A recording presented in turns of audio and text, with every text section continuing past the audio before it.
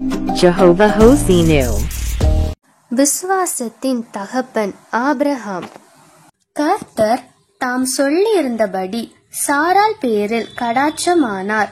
கர்த்தர் தாம் உரைத்தபடியே சாராளுக்கு செய்தருளினார். ஆபிரகாம் முதிர் வயதாயிருக்கையில் சாராள் கர்ப்பவதியாகி தேவன் குறித்திருந்த காலத்திலேயே அவனுக்கு ஒரு குமாரனை பெற்றாள். அப்பொழுது ஆபிரகாம் தனக்கு சாராள் பெற்ற குமாரனுக்கு ஈசாக்கு என்று பெயரிட்டான். தன் குமாரனாகிய ஈசாக்கு பிறந்த 8ஆம் நாளிலே ஆபிரகாம் தனக்கு தேவன் கட்டளையிட்டிருந்தபடி அவனுக்கு விருத்த சேதனம் பண்ணினான். தன் குமாரனாகிய ஈசாக்கு பிறந்தபோது ஆபிரகாம் 100 வயதாயிருந்தான். அப்பொழுது சாராள், தேவன் என்னை நகைக்க பண்ணினார், இதை கேட்கிற யாவரும் என்னோட கூட நகைப்பார்கள். சாராள் பிள்ளைகளுக்கு பால் கொடுப்பாள் என்று ஆபிரகாமுக்கு எவன் சொல்லுவான்?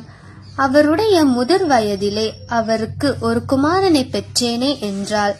பிள்ளை வளர்ந்து பால் மறந்தது. ஈசாக்கு பால் மறந்த நாளிலே ஆபிரகாம் பெரிய விருந்து பண்ணினான். இந்த காரியங்கள் நடந்த பின்பு தேவன் ஆபிரகாமை சோதித்தார். எப்படியெனில் அவர் அவனை நோக்கி, ஆபிரகாமே என்றார். அவன், இதோ அடியேன் என்றான். அப்பொழுது அவர், உன் புத்திரனும் உன் ஏகசுதனும் உன் நேசகுமாரனும் ஆகிய ஈசாக்கை நீ இப்பொழுது அழைத்து கொண்டு மோரியா தேசத்திற்கு போய் அங்கே நான் உனக்கு குறிக்கும் மலைகள் ஒன்றின் மேல் அவனை தகன பலியாக பலியிடு என்றார். ஆபிரகாம் அதிகாலையிலே எழுந்து தன் கழுதையின் மேல் சேணங்கட்டி தன் வேலைக்காரரில் 2 பேரையும் தன் குமாரன் ஈசாக்கையும் கூட்டிக் கொண்டு தகன பலிக்கு கட்டைகளையும் பிளந்து கொண்டு தேவன் தனக்கு குறித்த இடத்திற்கு புறப்பட்டு போனான். 3ஆம் நாளில் ஆபிரகாம் தன் கண்களை ஏறெடுத்து பார்த்து தூரத்திலே அந்த இடத்தை கண்டான். அப்பொழுது ஆபிரகாம் தன் வேலைக்காரரை நோக்கி, நீங்கள் கழுதையை நிறுத்தி இங்கே காத்திருங்கள், நானும் பிள்ளையாண்டானும் அவ்விடம் மட்டும் போய் தொழுது கொண்டு உங்களிடத்திற்கு திரும்பி வருவோம் என்றான். ஆபிரகாம் தகன பலிக்கு கட்டைகளை எடுத்து தன் குமாரனாகிய ஈசாக்கின் மேல் வைத்து தன் கையிலே நெருப்பையும் கத்தியையும் எடுத்துக்கொண்டான். இருவரும் கூடி போனார்கள். அப்பொழுது ஈசாக்கு தன் தகப்பனாகிய ஆபிரகாமை நோக்கி, என் தகப்பனே என்றான். அதற்கு அவன், என் மகனே, இதோ இருக்கிறேன் என்றான். அப்பொழுது அவன், இதோ நெருப்பும் கட்டையும் இருக்கிறது, தகன பலிக்கு ஆட்டுக்குட்டி எங்கே என்றான். அதற்கு ஆபிரகாம், என் மகனே, தேவன் தமக்கு தகன பலிக்கான ஆட்டுக்குட்டியை பார்த்து கொள்வார் என்றான். அப்புறம் இருவரும் கூடி போய் தேவன் அவனுக்கு சொல்லி இருந்த இடத்திற்கு வந்தார்கள். அங்கே ஆபிரகாம் ஒரு பலிபீடத்தை உண்டாக்கி கட்டைகளை அடுக்கி தன் குமாரனாகிய ஈசாக்கை கட்டி அந்த பலிபீடத்தில் அடுக்கிய கட்டைகளின் மேல் அவனை கிடத்தினான்.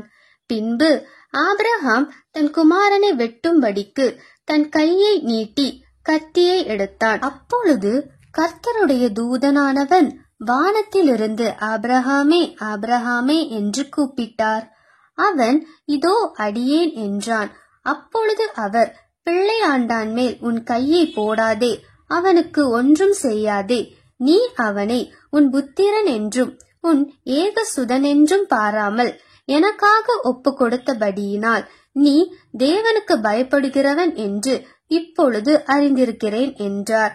ஆபிரகாம் தன் கண்களை ஏறெடுத்து பார்க்கும்போது இதோ பின்னாக புதரிலே தன் கொம்புகள் சிக்கிக் கொண்டிருந்த ஒரு ஆட்டுக்கடாவை கண்டான். அப்பொழுது ஆபிரகாம் போய் கடாவை பிடித்து அதை தன் குமாரனுக்கு பதிலாக தகன பலி இட்டான். ஆபிரகாம் இந்த இடத்திற்கு யெகோவா ஈரே என்று பெயரிட்டான். அதனாலே கர்த்தருடைய பர்வதத்திலே பார்த்து கொள்ளப்படும் என்று இந்நாள் வரைக்கும் சொல்லப்பட்டு வருகிறது. கர்த்தருடைய தூதனானவர் 2ஆம் தரம் வானத்திலிருந்து ஆபிரகாமை கூப்பிட்டு, நீ உன் புத்திரன் என்றும் உன் ஏகசுதன் என்றும் பாராமல் அவனை ஒப்பு கொடுத்து இந்த காரியத்தை செய்தபடியால் நான் உன்னை ஆசீர்வதிக்கவே ஆசீர்வதித்து உன் சந்ததியை வானத்து நட்சத்திரங்களைப் போலவும் கடற்கரை மணலை போலவும் பெருகவே பெருக பண்ணுவேன் என்றும், உன் சந்ததியார் தங்கள் சத்துருக்களின் வாசல்களை சுதந்தரித்துக் கொள்வார்கள் என்றும், நீ என் சொல்லுக்கு கீழ்ப்படிந்தபடியினால் உன் சந்ததிக்குள் பூமியில் உள்ள சகல ஜாதிகளும் ஆசீர்வதிக்கப்படும் என்று என் பெயரில் ஆணையிட்டேன் என்று கர்த்தர் சொல்கிறார் என்றார். ஆபிரகாம் தன் வேலைக்காரரிடத்திற்கு திரும்பி வந்தான். அவர்கள் எழுந்து புறப்பட்டு ஏகமாய் பெயர்சபாவுக்கு போனார்கள். ஆபிரகாம் பெயர்சபாவிலே குடியிருந்தான்.